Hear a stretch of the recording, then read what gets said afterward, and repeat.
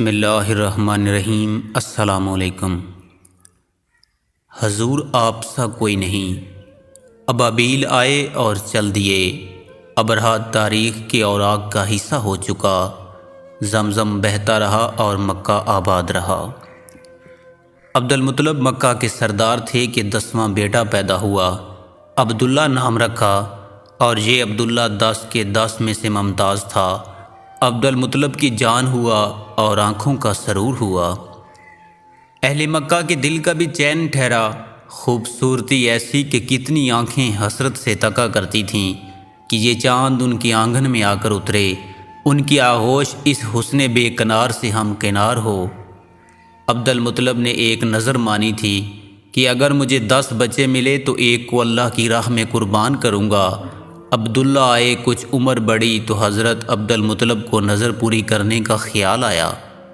بیٹے کو ہاتھ سے پکڑا اور صحن بیت اللہ کی جانب چل دیے۔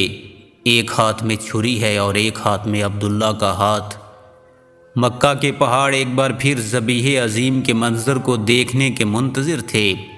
کبھی انہوں نے اسماعیل کو دیکھا تھا اور آج اولاد اسماعیل کو دیکھ رہے تھے۔ عبدالمطلب صحن بیت اللہ میں پہنچے تو مکہ والوں کو معلوم پڑا، دوڑے چلے آئے۔ عبد مناف جو بعد میں ابو طالب کے نام سے جانے گئے، انہوں نے بھی باپ کا ہاتھ پکڑا۔ عبدالمطلب کچھ مضطرب ہو کر بولے کہ پھر اپنی نظر کا کیا کروں؟ مشورہ آیا کہ فلاں کاہن کے پاس چلیے، اس سے مشورہ طلب کیجئے، ممکن ہے کوئی راہ نکل آئے، عبداللہ کی جان بچ جائے اور نظر بھی پوری ہو جائے۔ اس نے کہا قرعہ نکالو، ایک تیر پہ عبداللہ کا نام لکھو، ایک تیر پر اونٹ کا، اور قرعہ نکالتے جاؤ۔ جب حضرت عبداللہ کا نام آ جائے تو رک جاؤ اور اتنے اونٹ اللہ کی راہ میں ذبح کر دو۔ عبدالمطلب نے ایسا ہی کیا۔ پہلی بار قرعہ نکالا تو حضرت عبداللہ کا نام نہ آیا، 10 اونٹ ایک طرف کر دیے گئے۔ پھر دوبارہ قرعہ نکالا تو پھر اونٹوں کا ہی تیر نکلا، اونٹ الگ کر دیے گئے، حتیٰ کہ 100 اونٹ کے بعد حضرت عبداللہ کا نام آیا، 100 اونٹ ذبح کر دیے گئے۔ سارا مکہ آج مہمان تھا۔ پاک رسول نے کہا تھا کہ میں 2 ذبیحوں کی اولاد ہوں۔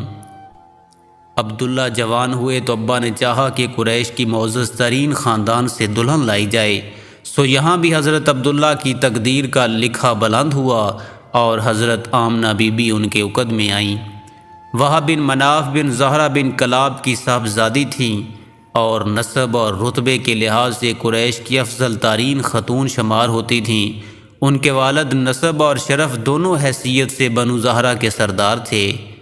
اہل مکہ اس جوڑے کو دیکھ دیکھ رشک کرتے، لیکن شاید نظر لگ گئی۔ ابھی حضرت عبداللہ کی 25 برس عمر تھی کہ شام کے سفر کو نکلے۔ جب سفر سے واپس آ رہے تھے کہ بیمار ہوئے۔ سورج ڈھل رہا تھا، لیکن یہ حضرت عبداللہ کی عمر کا سورج تھا۔ عبدالمطلب کے ننھال مدینہ کے جوار میں رہتے تھے، سو اپنے والد کے ننھال میں رک گئے۔ قافلے والوں نے مکہ پہنچ کے خبر دی کہ حضرت عبداللہ جیسے کوئی بجھتا ہوا چراغ ہوئے۔ عبدالمطلب نے بڑے حارث کو دوڑایا کہ بھائی کی خبر لے، لیکن جب تک حارث حضرت عبداللہ تک پہنچتے ہیں، حضرت عبداللہ رخصت ہو چکے تھے۔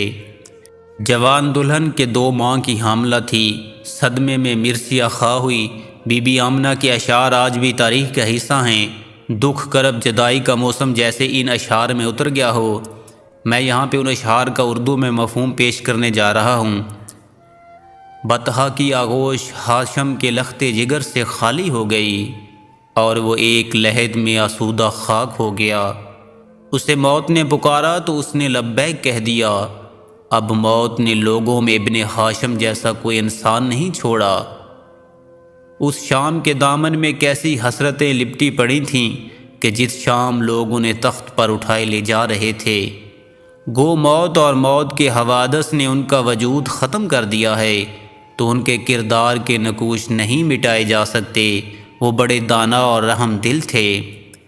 حضرت عبداللہ کی یادیں ابھی مکہ کی دیواروں سے لپٹ لپٹ کر روتی تھیں۔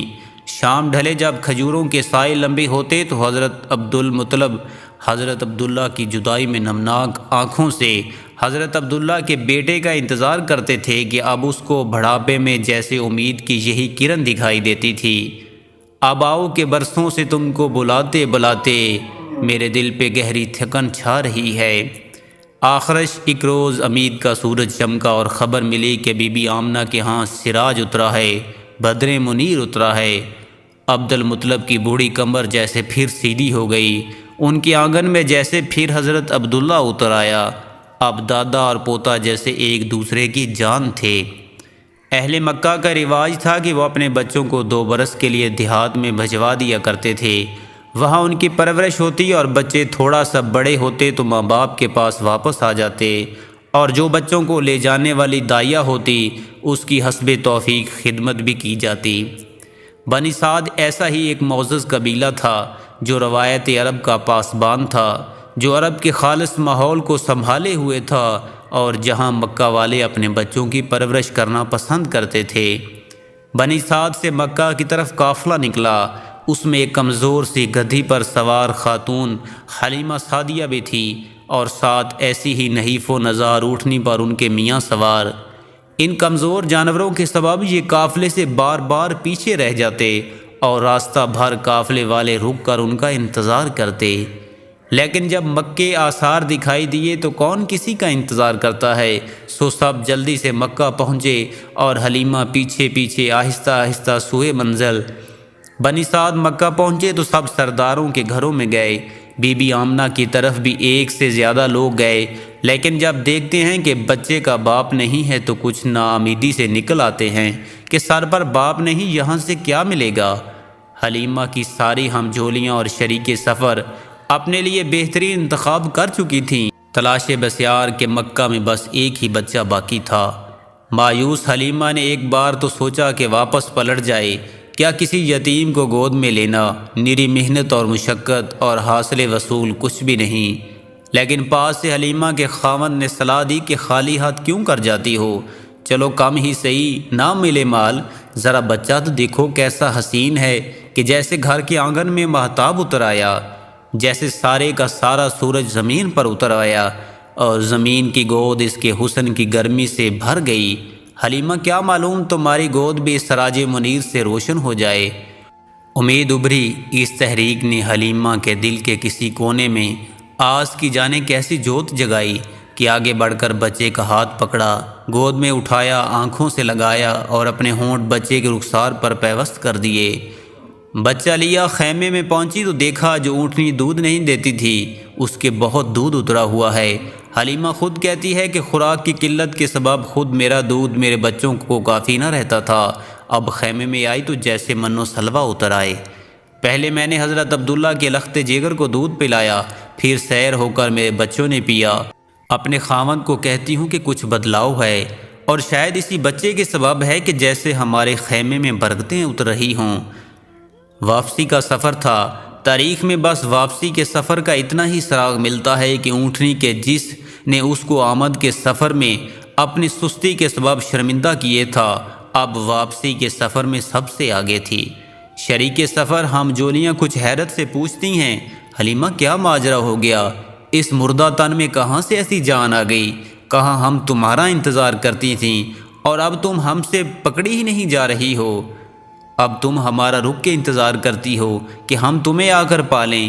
حلیمہ کے پاس اس کے سوا کوئی جواب نہ تھا کہ سوار بدل گیا ہے، سوار بدل گیا ہے۔